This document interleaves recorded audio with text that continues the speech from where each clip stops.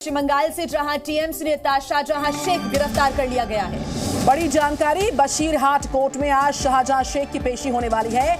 55 दिन से फरार चल रहा शेख शाहजहां शेख आखिरकार पकड़ा जा चुका है। आपको बताएं, शाहजहां शेख संदेशखाली में महिलाओं के साथ कथित गैंगरेप, यौन शोषण का आरोपी और साथ ही राशन घोटाले को लेकर ईडी को उसकी एक लंबे समय से तलाश थी। तो 55 दिन के बाद ये इंतजार पूरा हुआ, आखिरकार गिरफ्तार हुआ संदेशखाली मामले का मुख्य आरोपी शाहजहां शेख। और 55 दिन पहले की अगर हम बात करें तो ईडी की टीम शाहजहां शेख से पूछताछ के लिए उसके घर पर पहुंची थी। तब उसके समर्थकों ने टीम पर हमला कर दिया था, जिसमें टीम के कई मेंबर्स घायल हो गए थे। और इसके बाद कई महिलाओं ने शाहजहां शेख और उसके समर्थकों पर यौन शोषण और गैंगरेप जैसे गंभीर आरोप भी लगाए थे। पिछले 55 दिन से लगातार शाहजहां शेख का पता नहीं था, फरार वो चल रहा था और अब उसकी गिरफ्तारी हो चुकी है। ये बड़ी जानकारी आपको बता दें, एक तरफ तो जहां महिलाओं के साथ उत्पीड़न के मामले में भी आरोपी है शाहजहां शेख, दूसरी तरफ राशन घोटाला मामले में भी आरोपी है शाहजहां शेख, जिसको लेकर ईडी लगातार पूछताछ की कोशिशों में जुटी हुई थी।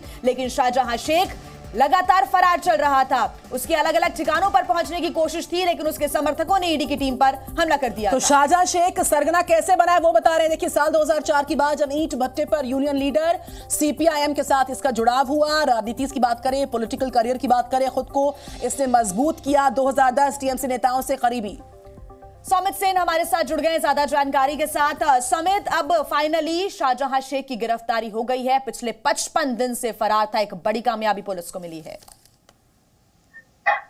जी देखिए, जाहिर सी बात है, ये पुलिस की बड़ी कामयाबी है, क्योंकि हम बता दें कि पिछले कई दिनों से जब से शाहजहां शेख की गिरफ्तारी की मांग उठ रही थी और ऐसे कोर्ट में जो प्रोसीडिंग चल रहा था, जो कोर्ट में कोलकाता हाई कोर्ट ने कुछ संज्ञान लेते हुए केस रजिस्टर कराया था, उसके बाद से पुलिस सूत्रों से पता चल रहा है, पुलिस की एक टीम लगातार शाहजहां शेख की गतिविधियों के ऊपर नजर बनाई हुई थी। कल भी जब कोर्ट में डेट थी, तो उस समय ईडी की तरफ से बताया गया था कि अगर बंगाल पुलिस गिरफ्तार करती है तो वो गिरफ्तारी के बाद जो धाराएं हैं वो कड़ा नहीं लगाएगी, कई सख्त धाराएं नहीं लगाएगी पुलिस, और इसीलिए इसको सीबीआई को देना चाहिए। और कोलकाता हाई कोर्ट कल ही बता दिए थे कि सीबीआई, ईडी या फिर बंगाल पुलिस कोई भी शाहजहां शेख को गिरफ्तार कर सकते हैं। इसके बाद ही हमने देखा, जो पुलिस सूत्रों से पता चल रहा है, कि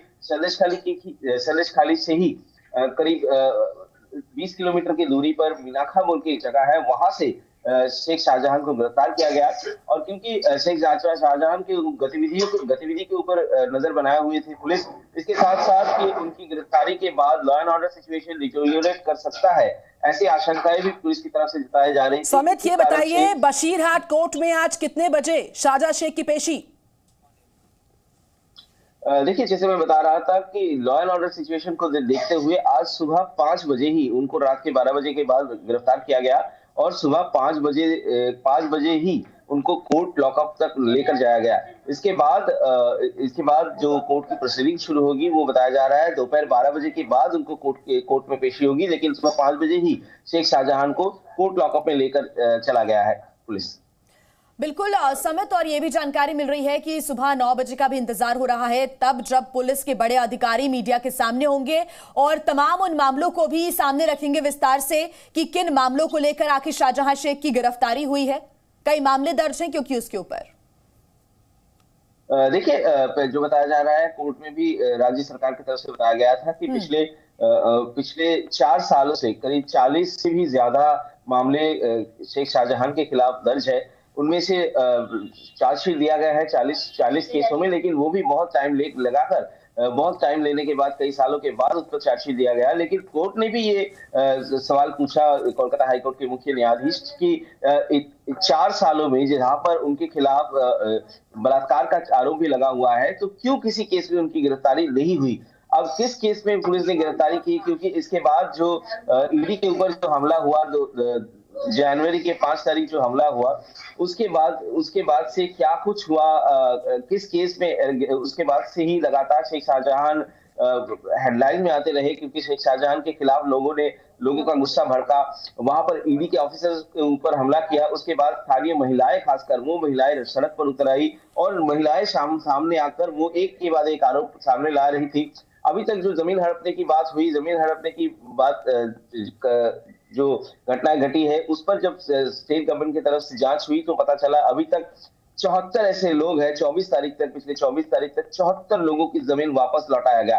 मतलब ये जो आरोप जो लग रहे थे वहां पे कहीं ना कहीं सच्चाई थी, और ये बात कोर्ट को, राज्य सरकार की तरफ से अटॉर्नी जनरल भी कोर्ट को ये बात बताई। तो जाहिर सी बात है कि शेख शाहजहां के खिलाफ बहुत सारे केसेस है, और किस केस में उनकी गिरफ्तारी हुई है, क्योंकि कल ही आशंका जताई थी ईडी। इस खबर पर बात करते हैं, बीजेपी नेता दिलीप घोष हमारे साथ है। Very good morning sir. 55 दिन से फरार चल रहा था शाहजहां शेख, आखिरकार गिरफ्तार हुआ है, आपकी पहली प्रतिक्रिया जी न्यूज पर? देखिए, फरार तो दिखाने के लिए था, लेकिन पुलिस के कॉन्टेक्ट में था, जनता भी जान रही थी कहाँ है, जानबूझ कर अरेस्ट नहीं किया जाएगा।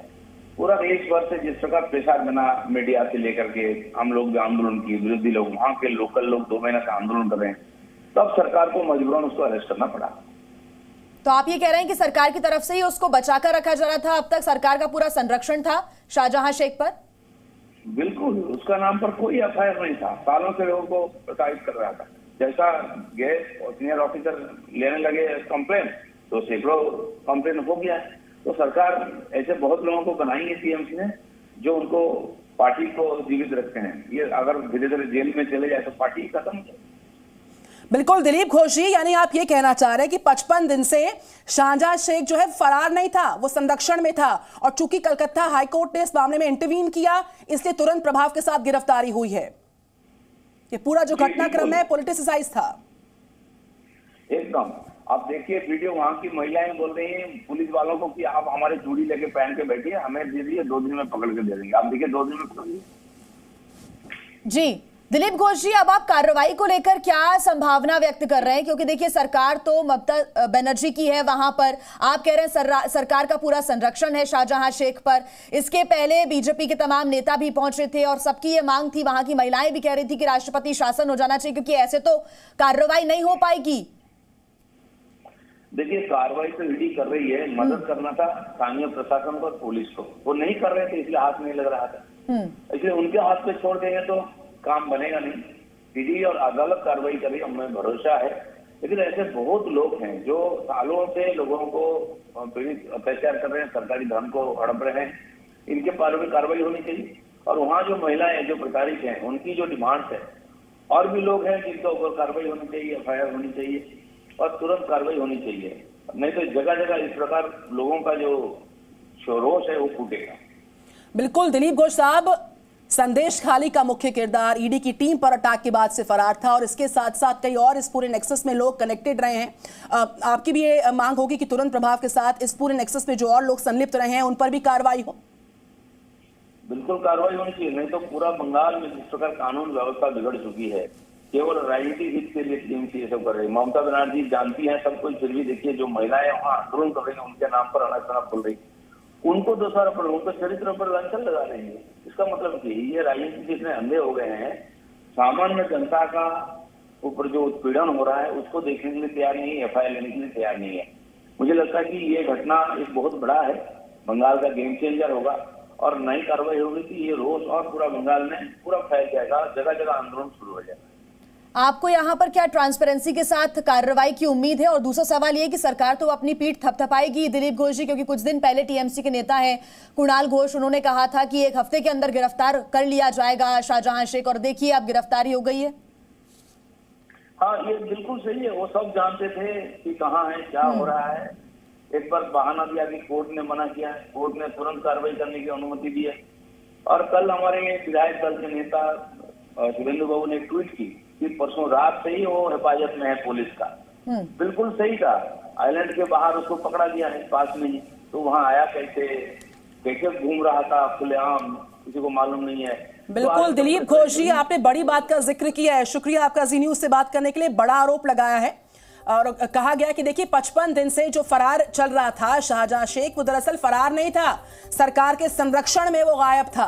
तो 55 दिन बाद जो ये गिरफ्तारी होती, जिस पर हम बात करें थे दिलीप घोष, उन्होंने दो टूक कहा है कि संरक्षण मिला है सरकार का और इसीलिए पूरा घटनाक्रम हुआ। हालांकि हाल ही में कलकत्ता हाईकोर्ट ने इंटरवीन किया, फटकारा है नेताओं को, टीएमसी को, कि आप तुरंत प्रभाव के साथ इस पे एक्शन ले, और आखिरकार ये बड़ी खबर आ जाती है कि 55 दिन से फरार चल रहा शाहजहां शेख आखिरकार हुआ है गिरफ्तार और आज उसे कोर्ट में पेश करना है। तो इस बड़ी खबर पर जी न्यूज से बात करे थे दिलीप घोष। तो देखिए अब इस पर पॉलिटिकल रिएक्शन भी सामने आना शुरू हो चुके हैं।